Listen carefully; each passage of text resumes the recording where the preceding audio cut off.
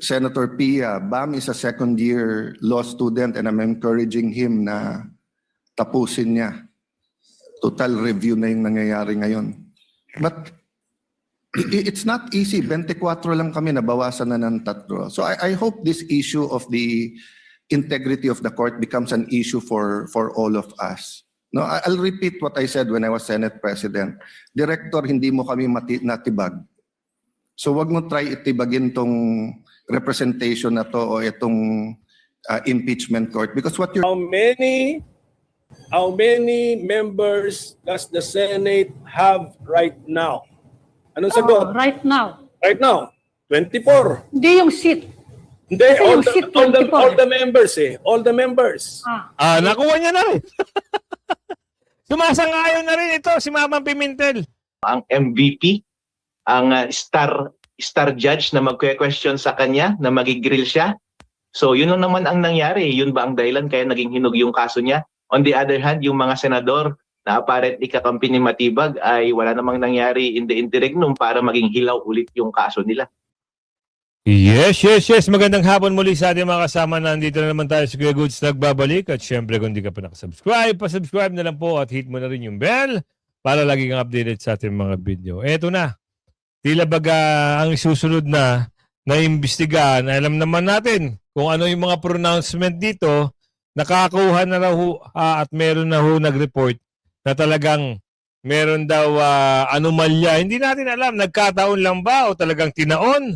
Kung kailan pa nagkakaroon ng trial, saka naman lumalabas yung mga gantong usapin. Alam naman natin kung ano yung pronouncement ni Senador Alan Peter Cayetano sa kahapon na hearing. At sinabi niya rin doon na hindi mo kami matitibag. Ngayon, alamin natin sa bidyong ito kung ano yung nilalaman at may mensahe ba? Talaga bang isusunod na ipaaresto? Dahil kung ano kainan nito, malamang kaso ang aabutin talaga. Kasi ganun din ang nangyari kay Senador Marcoleta. Pagkatapos ng mga lumalabas na issue, lumalabas na balita, sinampanaho ng kaso. At matindi doon, plunder Hindi ko lang alam kung ano kasunod na istorya nito. Alamin natin. Pero syempre yan, bago tayo dumirekta sa ating talakayan, andyan po yung join button. At sa dulo ng ating video, syempre yung shoutout segment natin, hindi tayo magtatapos hanggat hindi ko kayo na siya shoutout. Ito ay isang interview ng mga taga-stream media patungkol dito sa na-discover daw, di umano. Ewan ko, di umano o umano. Kasi mismong si NBI Director ang nagbanggit at alamin natin kung ano ang mga malalaman natin sa mensahe ni Senador Alan Peter Cayetano. Maya-maya lang yan. Sige, sir. Okay na? Okay na? Sir, first po, we want to clarify yung sinabi niyo po kahapon. Medyo vague kasi, sir. Sabi niyo may malaking kasong nakaabang on the SEA Games po na sports complex. So, wait lang, sir. May possible po ba na na-identify na po kayo, nakakasuhan niyo? Well, we just received information tungkol dun sa pangyayari dun sa PISCO, yung Philippine SEA Games Organizing Committee, no? Ang tagal na nun, sir. Oo, 2019 pa tayo, no? Pagkakalam natin, no? Pero bakit ngayon lang ata, nagkataon ho ba? Nagtatanong lang kami, nagkataon ho ba na mas lamang, kung iisipin nyo, lamang ang grupo ni Senador Alan Peter Cayetano para ho dito sa ginagawang trial, may mangyayari na naman hubang arestuhan. Nagtatanong ho lang kami Kasi kung meron na naman daw na lumalabas na bali-balita na may anomalya daw, di umano. Yun dito sa video, bakit ho nataon na ngayon lang nilabas ito? Ready na meron talagang kailangan imbestigahan because there are a huge amount of money na involved dito. If you recall, there was no bidding na ginawa rito. Tapos wala raw daw bidding na nangyari. Pero ewan ko lang kung coincident ba o talagang merong pagpaplano o nakita lang nila, pumunta sa Tarlac, tapos ito na. Meron na hong lumabas na pag-uusap. Ngayon, ang tanong dito, ito, ano lang to, appointed lang to. Pustahan tayo. Pagdating ho ng araw, pag natapos na ho ang termino ng amo nito, ewan ko lang ho kung ano mangyayari. Kasi isipin nyo, kung ikaw ay appointed lang, tapos ganyan pa ang nangyayari, napakaraming senador na ang naaaresto, at meron mga senador na rin na nagkakaroon ng mga bangayan. Nangyari na yan nung June 11, di ba? Kung sino ho yung mga nababalitaan natin, baka ito na ho ay isang talagang pasaringan ba ito o talagang gagawa na ho ng kwento daw di umano para lang magkaroon din ng kaso. Ayan ang alamin natin. O tuloy. Related, so marami na kailangan tignan. That's why I'm creating a unit ngayon, yung a task force na composed of our financial unit, financial investment unit, saka financial investigation unit, saka ang aming special action unit to investigate on the matter. We will coordinate with the SEC, the COA, and also we'll seek help of the BCDA para Bakit hindi noon ho, no? Napapatunang lang tayo, bakit parang naiugnay pa ngayon kung kailan nagkasagawa ng impeachment trial kay BP Sara. Dahil ba siguro, sabi ni Aling Ledesma, si Senator Alan Peter Cayetano medyo pumapabor dito kay BP Sara dahil ba doon? Hindi lang natin makuha kung anong point kasi matagal na hong usapin to. 2019, tapos ngayon lalabas ang issue na kailangan pa imbestigahan, may anomalya, kung ano-ano, kailangan, bakit ngayon at hindi noon? Diba? Yun ang isang malaking tanong Kaya ngayon, nalaman natin dito kay Senator Alan Peter Cayetano, sa kanya mismo, nanggaling na hindi siya matitibag. Diba? At hindi siya kayang tibagin. Nino. Alamin natin. Ng isang foreign team doon. But go ahead if you want to investigate. But I just want to put on record, mukhang misfire. Bakit? Yan. Yung sinasabi niyang infrastructure na walang bidding, first of all, the procurement law has many modes of procurement. So don't make it appear sa public na just because walang bidding, may anomalya na to. Okay. Secondly, bakit ko sinabing misfire? Hindi po I'm referring to Director ng NBI Matibag. I had nothing to do with the infrastructure. The chairman of the committee. In fact, I had to resign from the DFA because I was running for congressman during that time. So dun sa sinasabi ni Director Matibag na may congressional insertion to fund it, it's definitely not me because how could a non-member of the Senate or non-member of the House insert anything? Okay. Dun sa sinasabi niyang infrastructure, it was done by the BCDA. The chairman of the BCDA is one of the closest advisors of the president now. The president of the BCDA is one of the closest advisors and is a secretary now. And he said medyo kaduda tong kumpanya na nanalo walang bidding. If I'm not mistaken, it's the same company who's making the City Hall of Pasig. So, I mean, if they want to investigate, go ahead. But by mentioning the organizing committee of the SEA Games, ako po chairman nun. At paninindigan ko po na napakaganda nung nangyari doon. At kung may anomalya, ako unang magagalit. So, go ahead. But my point, Mr. Chairman, honorable members of the court, sa prosecution, to be fair sa prosecution at marami akong kaibigan, I've never felt any intimidation from any of you. I mean, you've continued to be either friends or for those who are former friends but friends. I mean, I don't know if nagkamali lang ako but on the first day, I nodded ng konti kay Senator De Lima. Gumanon din siya, hindi ko alam kung na-acknowledge because we were friends once upon a time and this is a court. We owe it to each other to be professional, di ba? So wag tayong pumayag na someone like Director Matibag would do that. My point, Mr. President, Mr. Presiding Officer, he could have not announced it and investigated. Imbestigahan mo, tingin mo may mali, imbestigahan mo.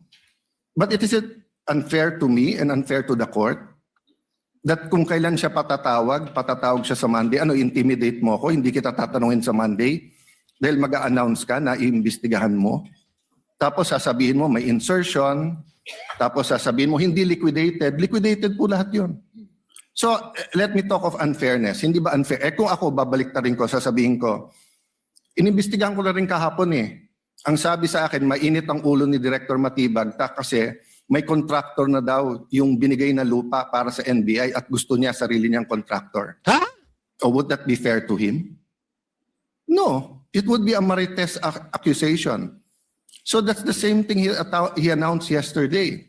A marites accusation towards me that affects this court because I am now a senator judge.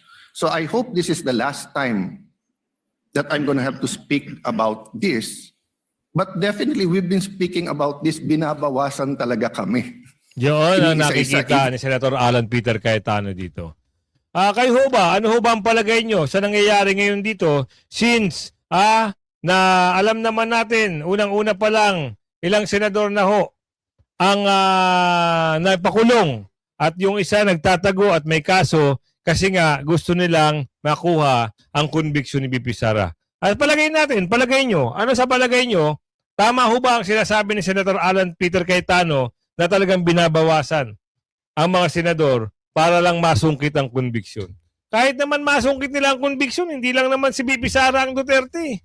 Doon tayo, bumase na lang. Oo, hindi ho kayo magwawagi sa 2028 at wala ho boboto at ang taong bayan ay naniniwala, Duterte pa rin ho ang upo. Pero, dahil nga sa ganito ng sitwasyon, inuisa-isa, inuunti-unti na, tuluyan na bang makakasuhan si Senator Alan Peter Cayetano? Ang kanyang mensahe dito, hindi raw siya matitibag at hindi kayang tibagin. Panoorin niyo. Yung mga vlogger na malapit sa administrasyon, sabi, 2 down, 3 down, may kasunod na. Di ba? So, Mr. President, I want this impeachment to be a test that the 1987 Constitution works and that despite political differences, the prosecution and defense, I saw them after the first or second day, nagkakamayang kayo. Tama. Nagkakamustahan. After the first or second day nung mainit na baliktaktakan dyan sa pre-trial, nagbabatian, di ba? Even in court. So we can't help but be emotional. We can't help but get mad at what we think is disgusting or sometimes crossing the line. But is there any question that for this verdict, whether it's for conviction or acquittal, to be accepted by the Filipino people, we have to make sure that the integrity of the court is intact. I mean, Yun ang tama. Tama nga naman. Diba? Yung integridad ay nandun pa rin. Aso nga lang, problema, bakit may kailangan, dahil ba merong malaki ang pag-asa na ma-acquit si BP Sara, eto na ang katumbas? Yan ang sabi ni Aling Ledesma. admit to you, nahirapan po ako. Wala si Senator Marcoleta. Yun na. Isa pa yun. Iilan lang po kaming abogado dito. Si Senator Pangilinan, Senator Cheese, si Aimee is a law graduate, di ba? Pia. Senator Pia, Bam is a second-year law student and I'm encouraging him na tapusin niya. Total review na yung nangyayari ngayon. But it's not easy. 24 lang kami, nabawasan na ng 3. So I hope this issue of the integrity of the court becomes an issue for all of us. No, I'll repeat what I said when I was Senate President. Director, hindi mo kami natibag. So wag mo try itibagin tong representation na to o itong impeachment court because what you're doing is not helping. Yan. Tama nga naman. May punto nga naman. So ngayon, lumalabas dito, dahil may pag-asang ma-acquit si BP Sara, iisa-isahin ba? Yun ba ang kwento? Pero naniniwala, ito mismong galing na sa kanya. Yung dating senador na, alam nyo naman sabi dito, Pimentel conviction still requires 16 votes. Ngayon, alam mo na rin. Naniniwala ka na rin na 16 votes ang kailangan para sa conviction. Akala ba natin dati, akala ko din sa mama na ito, kailangan daw pagbotohan. Kung ilan daw yung senador na present, yun lang daw ang boboto. Ngayon, parang tila baga, iba na ata ang usapan ngayon naniniwala na siya. Hindi ko lang alam kung yun ang kanyang pananaw dito. Alamin natin. Anong tingin nyo dun sa threshold na 16? Ano ba yun? Etched in stone ba yun? Okay, because ang sabi ng Constitution, 2/3 of all the members of the Senate Hindi sinabi ng Constitution 16, ha? So sinabi all the members of the Senate. So i-apply ko 'yun. How many members does the Senate have right now? Anong sagot? Right now. Right now, 24. Hindi yung seat. Hindi, Kasi all yung seat, the, all, the, 24 all the members All the members. Nakuha niya na rin. Sumasangayon na rin ito si Mamang Pimentel. Sinabi niya rito, all of the members. Inargue niya pa nga yun. All of the members. Kailangan 16 vote. Tuloy. Okay. Ilan membro ng Senado ngayon? Lahat sila. Ilan? 24. Ah. 2/3, 16. Yun ang computation ko. That's regardless of 16. how many can vote, how many can participate, how many are in office, or how many can attend. Correct, 16. Kunyari, because of death, sa tunay na buhay, meron naman talagang namamatay. Tama ba? Oo nga. Let us say, because of death, nabawasan ng senador, naging 21 lamang. O di, two-thirds of 21. Ganon yun. Kasi hindi Pero hindi yan yung interpretasyon mo noon, sir. Mukhang nagbago na ata ihip ng hangin. Pero okay yan. Mas maganda yan. Ano ba yan? Panahon na ba para talagang magbaligtara na? Sinabi ko nga sa'yo, kung nasa side ka ng Duterte, maganda ang magiging reputasyon mo sa taong bayan eh. Simula lang nung sumama ka sa mga namumblema ka ng husto. Kita mo, bumaba ka ng local, hindi ka pa nanalo. Pero nanalo ka sa senador Dahil sa galit ng taong bayan sa'yo, sumanib ka sa mga hindi maganda, ewan ko kung napapag-isip-isip mo na. Ngayon, dapat mong isipin, simulan mo na maghugas. Hindi lang ito, tuloy lang natin. Kasi isipin nyo, nanalong senador. Dahil tapos na ang kanyang termino, last term, for pagiging senador. Bumaba ng lokal, kongresista ng Marikina, tinalo. Ano ibig sabihin nun? Diba? Ibig sabihin ba nun, mas malakas sa'yo yung nanalo sa Marikina o talagang inayawan ka na dahil hindi gusto at ayaw ng taong bayan na naagrabyado ang mga Duterte? Nakita naman namin kung ano yung ginawa nyo noon bago ka bumaba di ba? Maingay ka din pagdating sa impeachment. Ano na ngayon nangyari? So ngayon, alam mo na, 16 na ang boto. Hindi na 15, hindi 13 Hindi 10 at hindi 7. Di ba? Ganun lang. Pag talagang mga Duterte ang pipilitin yung pabagsakin, kayo ang babagsak at hindi ang mga Duterte. Ngayon, alamin natin dito sa usapang ito, pero gusto nyo tuloy pa natin, exciting Di ba? Parang tila baga, ang mamaho ay maghuhugas at kailangan maghugas ng kamay. 16, hindi nakasulat na 16. Pero i-apply natin, ilan ang lahat ng senador? Lahat ng senador. Kasi yun ang pagkasabi. Pagdating Pero doon diba, sa forum na, Pero di ba ito nagdedebate, Senator? Yung ano ba yung ibig sabihin ng senador? Siya ba ay yung nakalagay din kasi sa batas, pag ikaw ay may kasong plunder, suspended yung functions mo as a senator. Even to attend... Walang nakalagay sa konstitusyon nun. Diba? Sinabi na ho yan ng mga former justices. Hanggat hindi ka nasisibak at hindi ka natatanggal, you are performing as senator as is. Ganun ho ang paliwanag doon. Hindi naman sinabi, porket may kaso ka, nagtatago ka, hindi ka na pwedeng bumoto. Pagbobotohan ng 24 senador, kahit pa yan ay may kaso, kahit pa yan ay nagtatago, boboto at boboto yan. Kung ang boto ay di 6, di 6 talaga, walang 13. and to vote. Yung ba ay kasama sa bilang? Dalawa na yun, Dalawa na yun, hindi pa kasama yung fugitive. Yun yung sinasabi naman, yung ibang mga legal luminaries, katulad halimbawa nila Justice Carpio. Pero then again, dahil nga dinecide na yan ng presiding judge, di ba justiciable na yan? Pwede na yung ipasa sa Supreme Court. Teka lang, Senator, let me add the opposing view.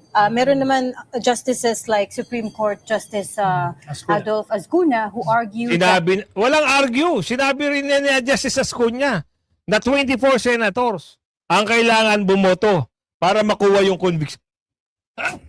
Para makuha yung conviction.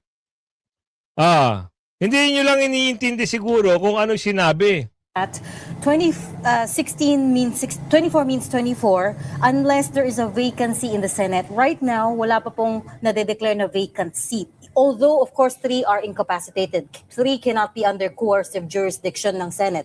Pero they are still not considered vacancies. So yun yung argument po niya. Correct. Tama yun. Pero yung to create the vacancy while still alive, basta yung death kasi, hindi wala naman may control doon. But to create a vacancy while still alive, you need to expel the senator. Expel, yeah. 2/3 pa rin. Expulsion. Kaya So, balik ka pa rin sa 2/3 of 24, 16 pa rin. Wala na. Babaliktad na bumaliktad na. Okay yan, Senator Pimentel, ha? Huwag mong kalabanin ang mga Duterte. Alam naman natin eh. Naramdam mo naman din yan eh. Kaya kung magbabalik loob ka, agahan mo na.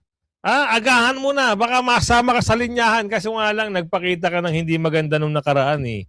'Di ba? Kung hindi niya pinilit, ma-impeach si BP Sara nung 19 Congress, nung nandun ka pa, edi sana, kahit bumaba ka ng lokal, panalo ka sana. 'Di ba? Ganun lang naman yun eh. Ngayon, ito, kaya posibleng number 1 na nagigisa kay matibag-tibag sa impeachment court. Alamin natin yan. By Monday or Tuesday, ay attend daw ito si Tibag-Tibag. Ngayon, alam naman natin ang bakbakan ng dalawa na yan dahil sila yung pinaka-main character noong June 11 na nangyari yung ping sa Senado, which is dapat hindi naman nangyari yun. Kung hindi pupunta yung mga agent doon, nangyari nga at naganap na. So, gisahan na mangyayari nito. Ang tanong dito, ano ba ang nalalaman ni Senador ni Tibag-Tibag dito sa investigasyon ng pagpapile ng kasong inciting to sedition at grave threat? Ano ba ang alam at ano yung nalalaman niya rito? Meron ho ba siyang personal knowledge? Hindi kagaya nung dalawa, yung isang witness, kung hindi notes ang nalaman, walang personal knowledge. Alamin natin dito. Upcoming na si Matibag at mukhang si Senator Alan Peter Cayetano ang MVP, ang star judge na magque-question sa kanya, na magigrill siya. So yun lang naman ang nangyari. Yun ba ang dahilan kaya naging hinog yung kaso niya? On the other hand, yung mga senador na apparently kakampi ni Matibag ay wala namang nangyari in the interregnum para maging hilaw ulit yung kaso nila.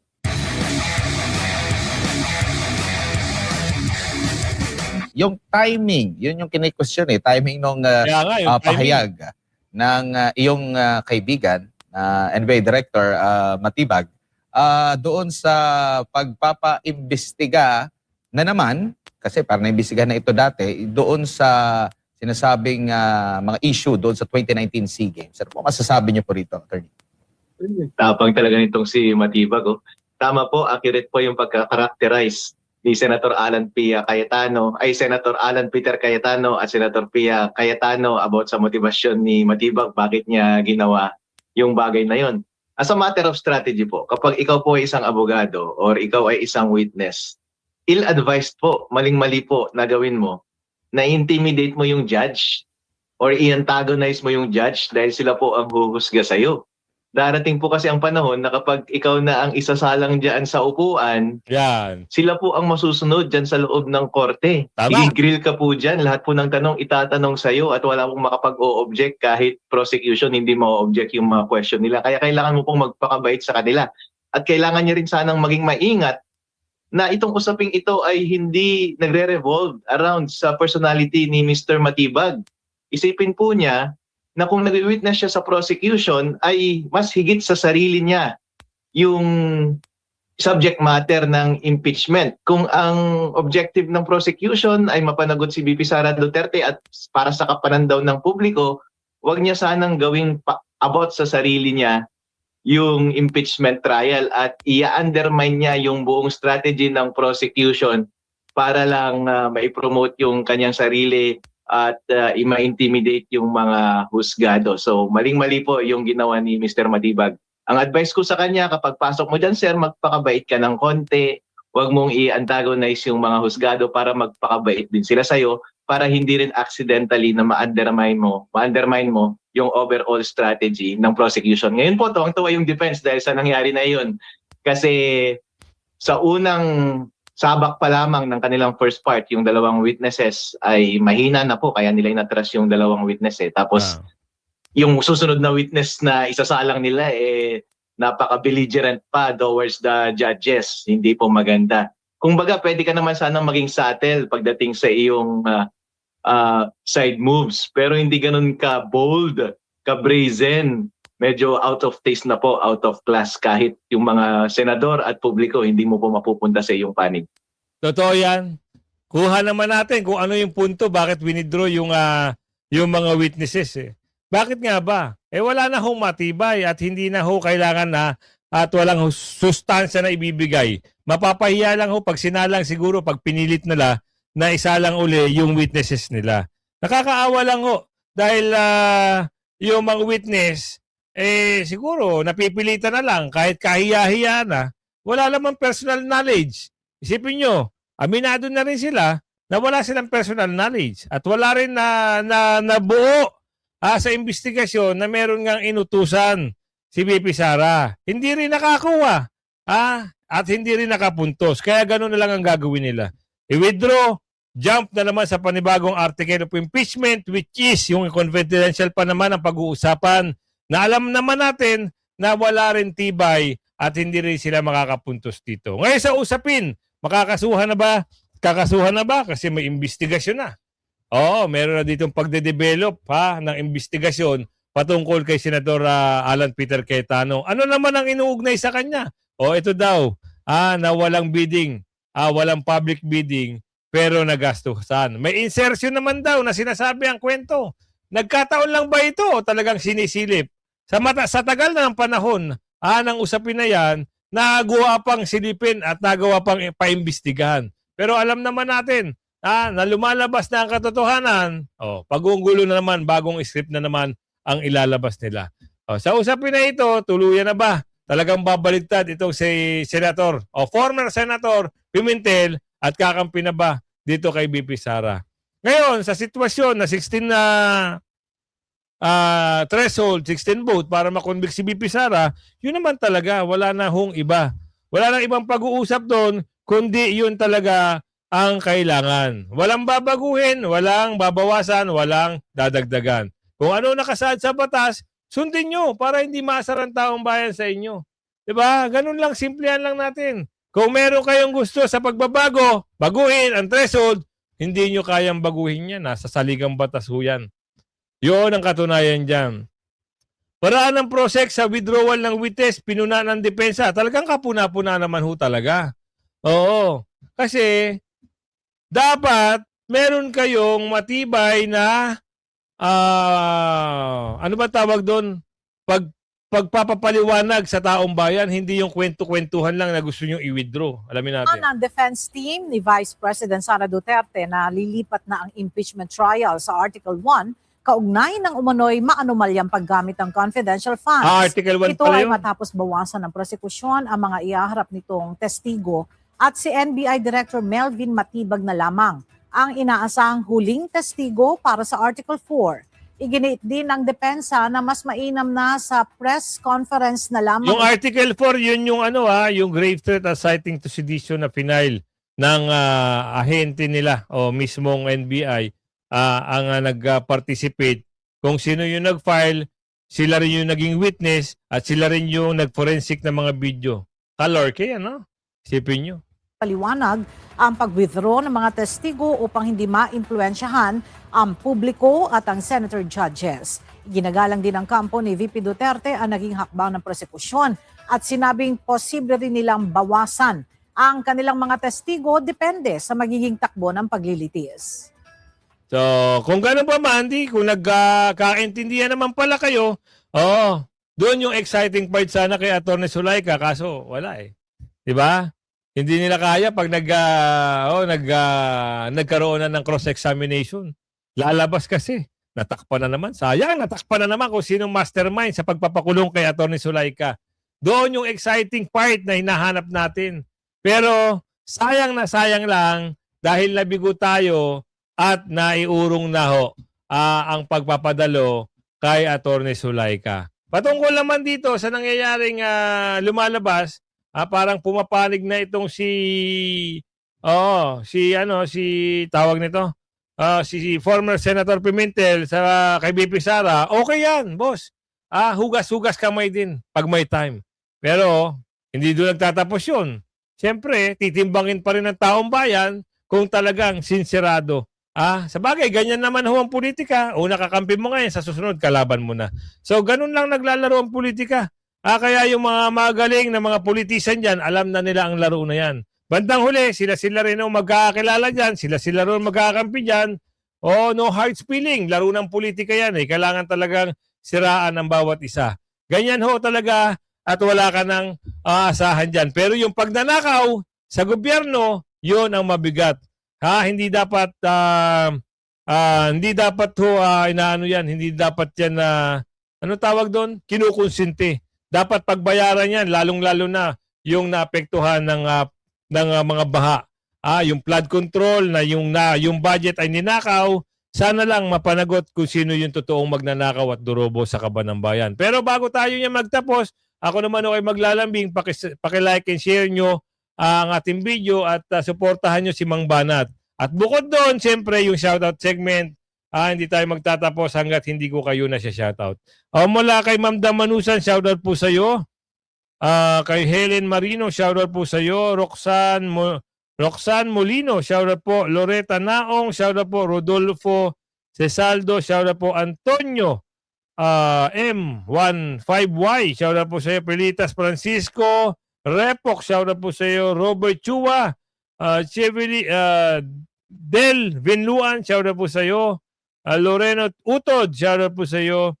Sabina Castillo, Jody Morales, J. Morales, shoutout po sa iyo. Raquel Peter Garcia, shoutout po sa iyo. Adam Peralta, shoutout po sa iyo. Gomencido Sagisa, Joe Mabantay, Capis Channel, Cesar Mercilio, Rose Escota, shoutout po sa inyo. Lilibet Balyos, Hinorio Junior Gallo, shoutout po sa iyo. Sir Randall Traveler Ro, shoutout po sa iyo. Jo Marie, Michael, Jazz Camonte, Vincent Gallego, Mamalu, Survival Mix Vlog, shoutout po sa inyo. Trix Payne, shoutout po sa iyo. Yan, kumabot ka dyan. Ray Osarbel, Relly Gomez, shoutout po sa inyo. Hanggang sa muli, ako ay nagbibigay ng isang magandang morning. Shoutout po sa lahat. Bye-bye hanggang sa muli. Bye-bye.